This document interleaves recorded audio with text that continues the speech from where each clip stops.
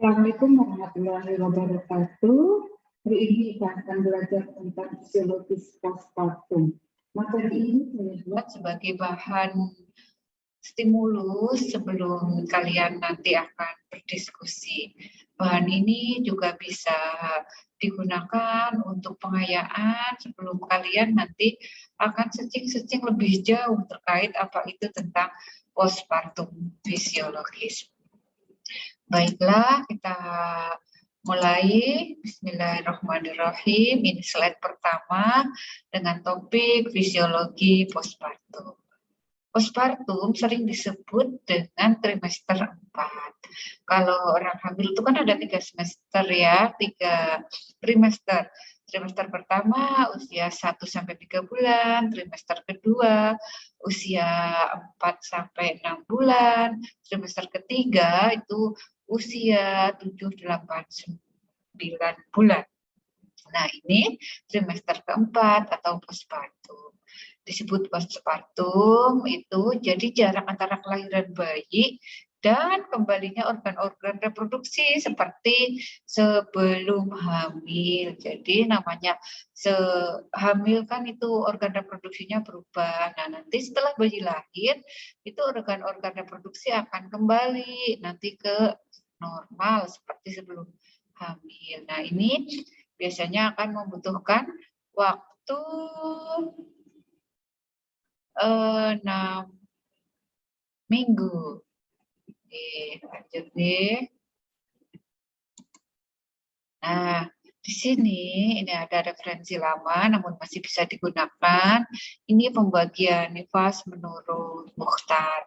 Di sini ada istilah purpurium dini, purpurium intermediat, dan remote purpurium. Purpurium dini artinya pulian ibu itu setelah diperbolehkan berdiri dan berjalan-jalan setelah melahirkan. Nah, sedangkan purpurium intermedial itu ibu setelah postpartum itu pulih menyeluruh alat-alat genitalnya itu dalam waktu 6-8 minggu. Sedangkan kalau remote purpurium itu waktu yang diperlukan untuk pulih sempurna, ini jika sebelum hamil dan melahirkan itu mengalami komplikasi. Jadi ini butuh waktu yang lama, bisa mingguan, bulanan, atau tahunan. Ini remote, ini lama. Ya, ini biasanya tidak normal ya. Normalnya akan kembali pulih selama 6-8 minggu. Nah, apa yang terjadi tadi pada postpartum? Postpartum itu akan terjadi involusi uterus. Jadi dikatakan uterus tadi akan kembali seperti saat sebelum hamil. Nah, segera setelah plasenta lahir itu akan terjadi kontraksi otot polos uterus. Nah, sehingga fundus uterus akan turun 1-2 cm. Itu selama 24 jam. Jadi 24 jam postpartum, fundus uteri itu akan turun 1-2 cm. Nah, sedangkan pada hari ke-6 itu uterus akan turun lagi. Itu berada di antara simfisis pubis dan umbilikus. Nah, uterus akan kembali ke posisi pelvis semula itu dalam waktu sekitar 1 minggu.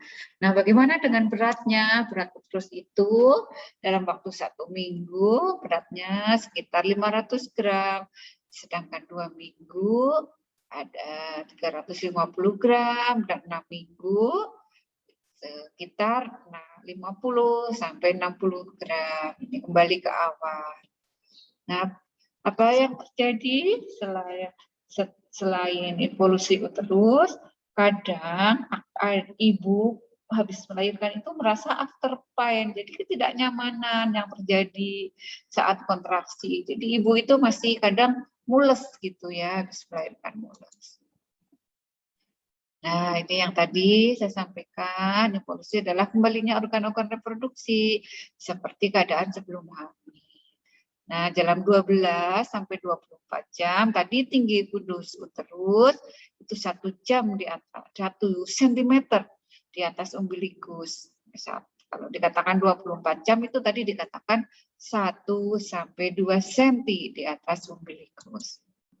Ini lanjut, ini tadi ya.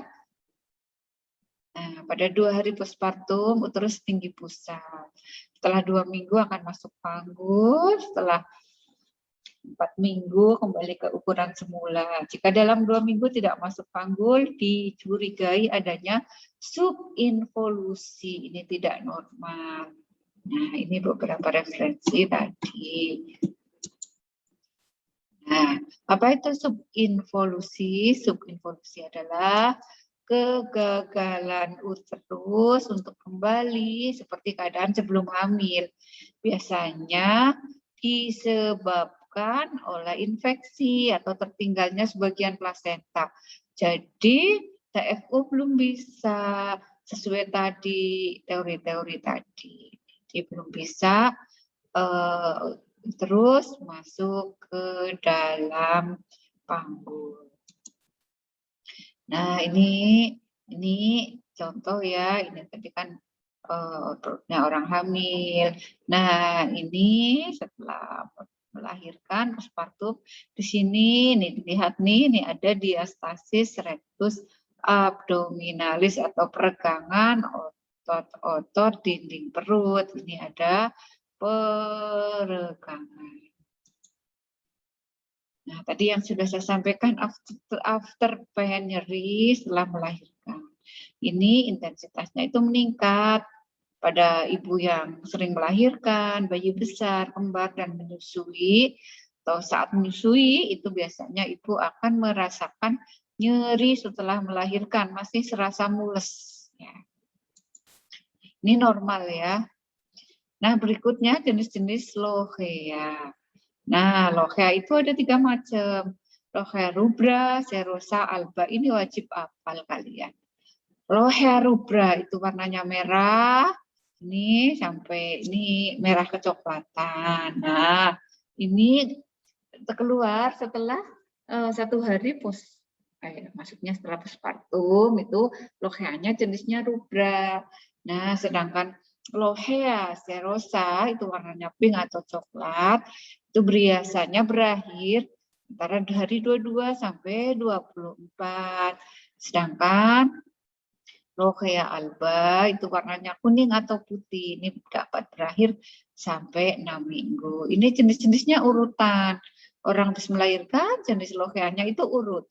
Rubra, serosa, dan alba. Nah, ini ya. Lohea rubra itu merah sampai hari kedua. Isinya apa? Isinya adalah lepasan desidua, sisa-sisa korion, ada likur amni, rambut lanugo, vernicaciosa, dan mungkin juga mekonium. Atau feses pertama bayi itu ikut keluar bersama lohea rubra. Nah, tadi kan ada 3 ya, rubra, serosa, alba. Namun ini menurut Ibrahim itu dibagi menjadi 4. Di antara rubra sampai serosa itu ada sanguinolenta. Ini hari ketiga sampai 7. Ini darahnya berisi merah kuningan, berisi darah dan lendir. Sedangkan lohea serosa itu hari ke-7 sampai 14. Warnanya kuning, berisi banyak serum, selaput lendir, leukosit, dan ada juga kuman penyakit bisa ada. Sedangkan lohea alba itu setelah 2 minggu postpartum warnanya putih. Ini bisa dikombinasi dengan teori yang tadi ini. Ya, intinya lohea itu ada rubra, serosa, dan alba. Namun di antara rubra dan serosa itu bisa dibagi lagi menjadi namanya sanguinolenta. Nah, bagaimana untuk membedakan antara apakah itu darah lohea normal atau darah perdarahan? Nah, ciri-ciri perdarahan. Nah, kalau perdarahan itu menetes dari vagina, darahnya itu menetes. Nah, meningkat pengeluarannya sesuai dengan kontraksi uterus. Ini ya, ini kalau lohea ya, ini lohea. Lohea itu menetes. Kalau kontraksi darahnya itu akan meningkat. Nah, ini kalau masa kudus, uterusnya di masase itu nanti bisa memancar. Ini darah gelap mengindikasikan darah yang terkumpul. Ya, dan seharusnya ini sedikit. Nah, darah yang terkumpul ini biasanya sedikit ya. Terkumpul itu maksudnya biasanya kan habis tiduran. Nanti kalau bangun itu baru akan keluar. Ini nanti bergumpal-gumpal. Nah, ini tidak banyak ya maksudnya. Nah, ini yang perdarahan bukan lochea, non-locheal bleeding. Jadi ini darahnya itu memancar. Bisa mengindikasikan robeknya serviks dan vagina. Kalau lochea kan tadi darahnya itu kan menetes, itu normal. Kalau yang enggak normal itu memancar. Nah, di sini ada juga ciri-ciri yang lainnya perdarahan terus-menerus, warnanya merah terang dan banyak. Ini perlu dikaji apakah ada plasenta yang tertinggal. Nah, berikutnya perubahan serviks. Nah, apa yang terjadi pada serviks postpartum? Serviks postpartum itu menjadi lunak. Nah, segera setelah melahirkan loh, ini ya serviksnya itu lunak, lebih lembut, lebih lunak. Tidak bisa kembali ke bentuk bulat, tapi seperti terbelah. Jadi kalau dilihat, serviksnya itu sudah senyum, seperti orang bibir senyum. Kalau masih belum pernah melahirkan, serviksnya itu bulat, utuh, cantik. Bisa dilihat ya nanti gambarnya, searchingnya seperti apa serviks yang orang yang sudah pernah melahirkan dan serviks yang belum pernah melahirkan. Itu jelas sekali nyatanya terlihat. Bisa searching ya di Google. Nah, berikutnya perubahan pada vagina atau perineum. Nah, di sini jadi karena ada penurunan estrogen akan mempengaruhi rugai dan mukosa vagina. Nah, kita harus juga observasi juga. Nah, episiotomi. Nah, atau ada laserasi pada lecet habis melahirkan bayi dan dicek juga apakah ada hemoroid. Jadi ya orang melahirkan itu kan sedemikian rupa ya vaginanya itu jadi lentur, lunak, itu karena pengaruh hormon estrogen ya. Jadi saat melahirkan itu bisa meregang, bisa apa ya, melar gitu sehingga tidak sobek saat bayi lahir. Nah, namun ini setelah bayi lahir itu ada penurunan estrogen, jadi akan mempengaruhi rugai dan mukosa vagina. Nanti akan kembali ke seperti semula, tidak selentur saat mau melahirkan. Nah, ada selanjutnya pelvik ya, pelvik relaksasi. Nah, pelvik tadinya kan waktu melahirkan ya, tulang-tulang pelvis itu kan seperti renggang, terus terdesak, jadi akan meregang itu saat bayi keluar. Nah, ini dengan proses melahirkan itu bisa melemahkan otot-otot yang menyangga pelvis. Jadi otot-otot di pelvis itu bisa lemah karena sudah digunakan untuk meregang. Nah, ini bisa menjadi problem pada wanita pada saat berumur. Nah, tidak kencang lagi otot-otot penyangga pelviknya. Nah, ini cara memperbaikinya seperti apa dengan Kegel exercise. Kegel exercise seperti apa? Kalian bisa searching. Lihat, Kegel exercise gunanya untuk apa? Salah satu gunanya adalah untuk mengembalikan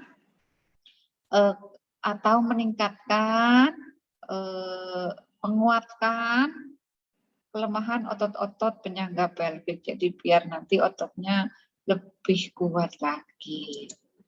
Nah, perubahan hormon ya, hormon-hormon plasenta itu merubah level glukosa darah. Jadi ini penting untuk pasien diabetik.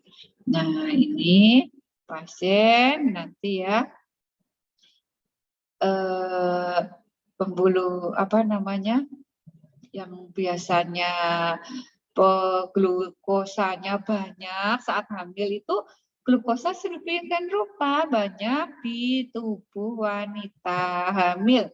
Kenapa? Karena secara otomatis ibu atau tubuh itu ingin memastikan bahwa darah yang masuk ke janin itu banyak mengandung glukosa biar janinnya terjamin tidak kekurangan glukosa.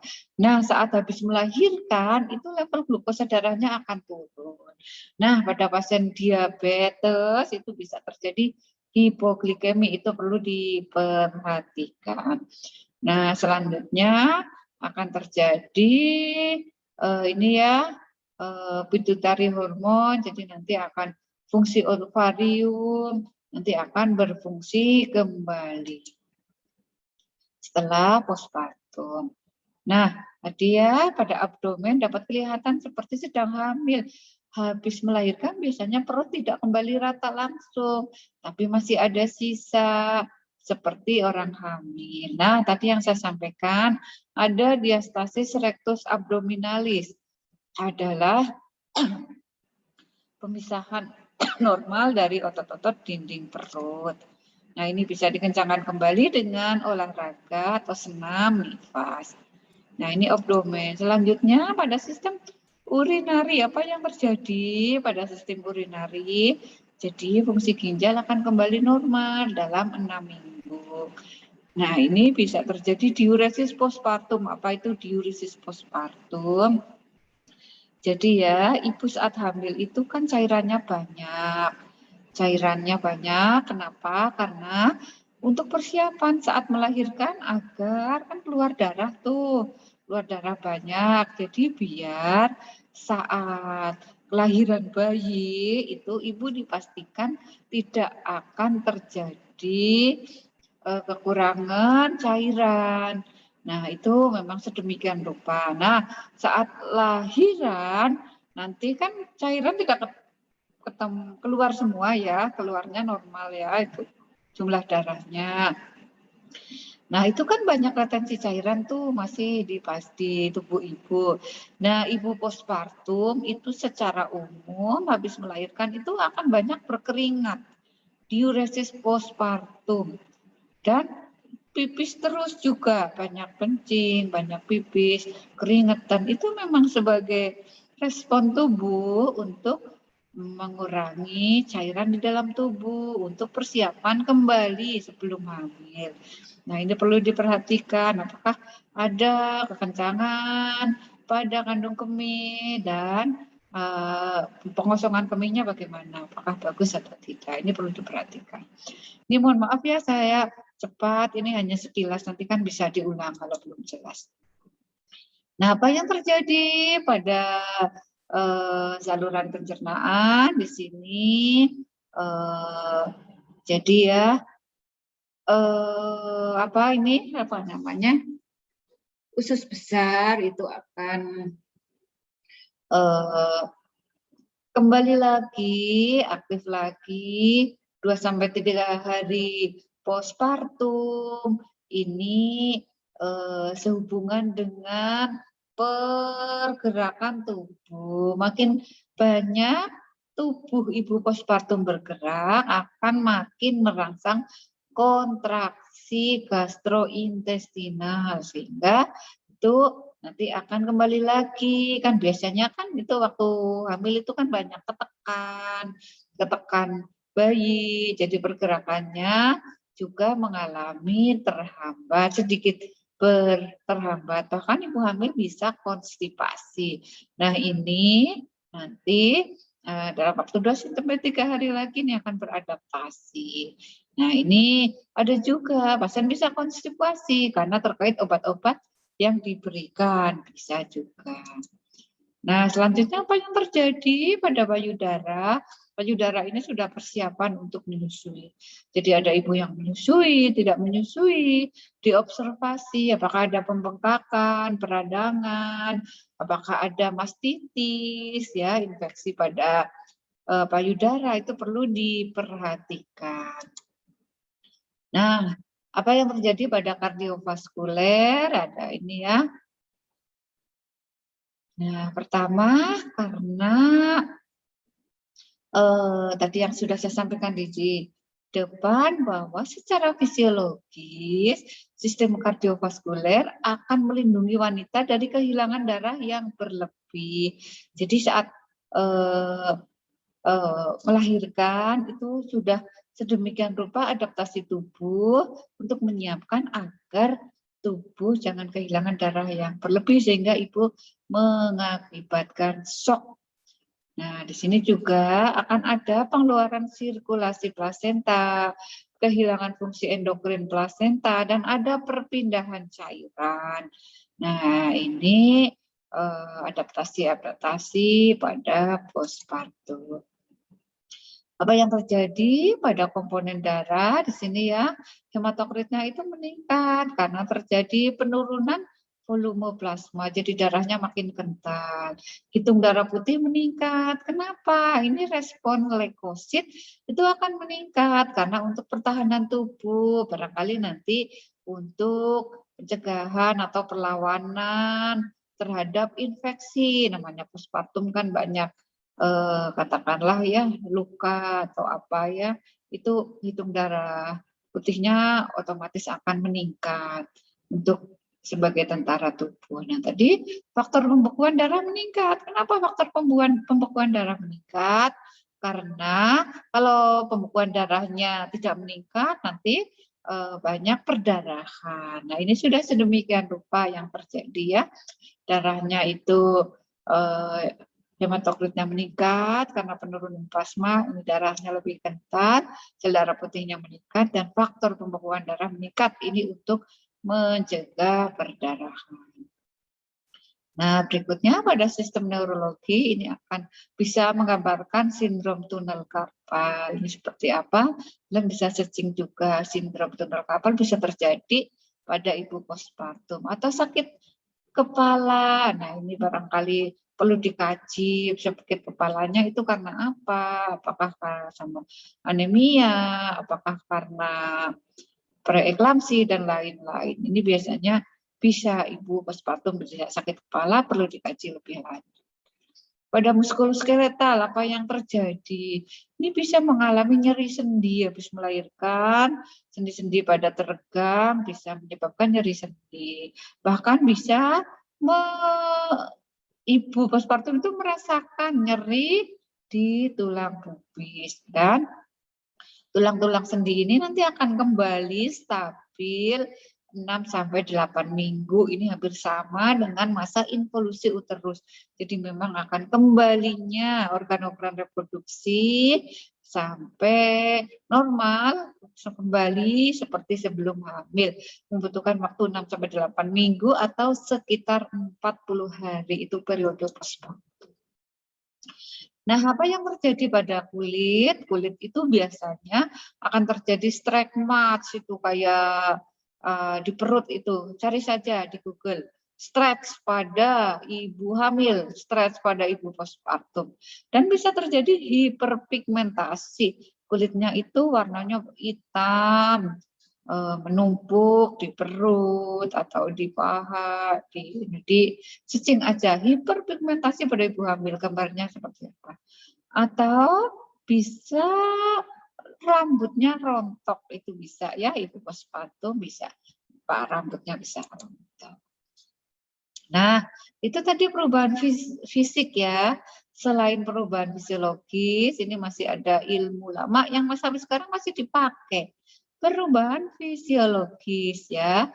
Ibu itu ada istilahnya dibagi menjadi 3, taking in, taking hold, dan letting go.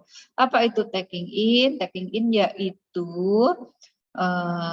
biasanya terjadi 1-2 hari postpartum, habis melahirkan ya 1-2 hari postpartum, ibu itu fokus orientasinya ke diri sendiri, ibu lebih membutuhkan perlindungan dan pelayanan, belum begitu tertarik pada bayi, fokus pada pemulihan dirinya. Sedangkan taking hold hari ketiga sampai minggu keempat, ibu sudah siap menerima peran barunya dan belajar tentang semua hal yang baru terkait dengan perawatan bayi. Dan selanjutnya letting go, ini sekitar minggu ke-5 sampai ke-6. Jadi di mana semua keluarga itu umumnya sudah menyesuaikan diri dengan anggota baru. Ini hanya perkiraan menurut Farer 2001. Jadi bisa saja ibu taking it-nya cuma 1 hari, nanti taking out hari kedua sudah taking out. Itu tergantung kondisi ibunya, tergantung anak yang diinginkan, tergantung kondisi fisik, tergantung dukungan keluarga. Itu beda-beda, ini hanya teori. Nah, itu ya anak-anak. Tadi kita sudah belajar tentang perubahan fisik dan psikologis pada ibu postpartum. Sekali lagi, itu hanya stimulus untuk bahan kalian diskusi. Nanti untuk kata-kata yang belum jelas bisa searching di Google. Gambar-gambarnya seperti apa, tadi seperti yang saya sampaikan ya. Ada bagaimana sih gambar serviks pada postpartum, orang yang pernah melahirkan, gambar serviks pada orang yang belum pernah melahirkan, terus gambar strie, gambar diastasis rectus abdominalis seperti apa, cara Kegel seperti apa, itu bisa dijadikan kamu nanti cari-cari lagi. Nah, sekali lagi, ini hanya bahan stimulus untuk belajar. Dari saya cukup sekian, nanti kita lanjut diskusi. Silahkan, kalau yang belum jelas boleh diulang-ulang. Terima kasih dari saya, cukup sekian. Semoga materi ini bermanfaat. Assalamualaikum warahmatullahi wabarakatuh.